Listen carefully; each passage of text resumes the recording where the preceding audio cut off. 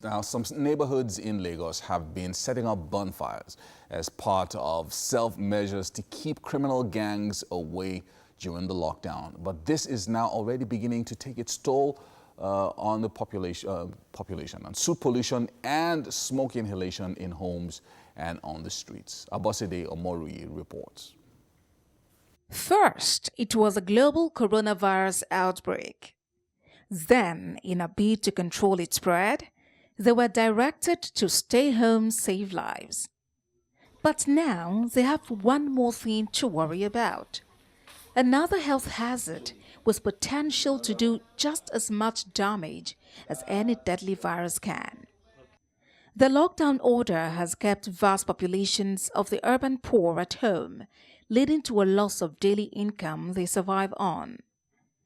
As empty streets lead to hungry stomachs, the resultant tension is one spearheaded by cult groups known at different times as Awawa Boys, 1 Million Boys, and most recently, 1 Billion Gang. Now, it's every street and every neighborhood for itself as security agents appear overwhelmed with the burden.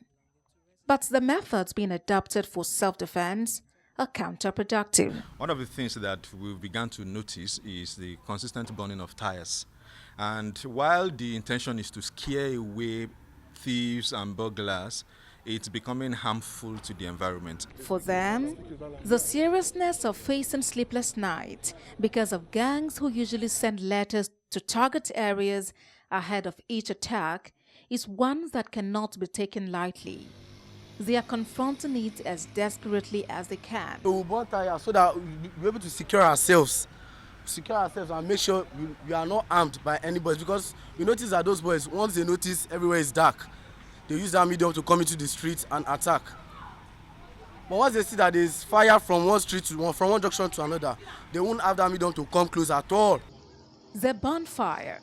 It is made up of burning materials which produce flames, a sign to put the enemy on notice that a vigil is being kept to prevent their visit. But in the morning, the fires are out. Life returns to normal in spite of the lockdown.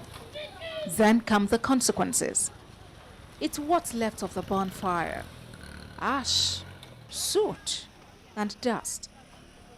My friend Daya Samuel takes me back to a site where the flames once stood. The smoke still rising as it will soon fill homes and cause its own havoc. He called my attention when he noticed his infant sleep suit was black all over. His fan, wall, curtain, floor, and nostrils are all filled with thick black substances, all effect of the tire fires. Dayo's neighborhood in Ogba is not the only affected. In Alagbole, a border town between Lagos and Ogun State, and affected by the lockdown directive of the federal government, the story is hardly different. The news spread that these 1 million boys, they are coming to our area, so we don't know what to do. The next thing, our community has to gather ourselves to look for tire, to give awareness to the people so that whenever they are coming, they will know that something is happening and people are gathering. So to scare them away, that is why we put tires here and there to gather ourselves. At a third location in Ojodu, what we found was even more stunning. Locals here are not bothered about soot getting into their homes. They have actually come to terms with the reality. I found Taye Asifa, a meat seller who is at the stall, just like all the others who have gone about their businesses.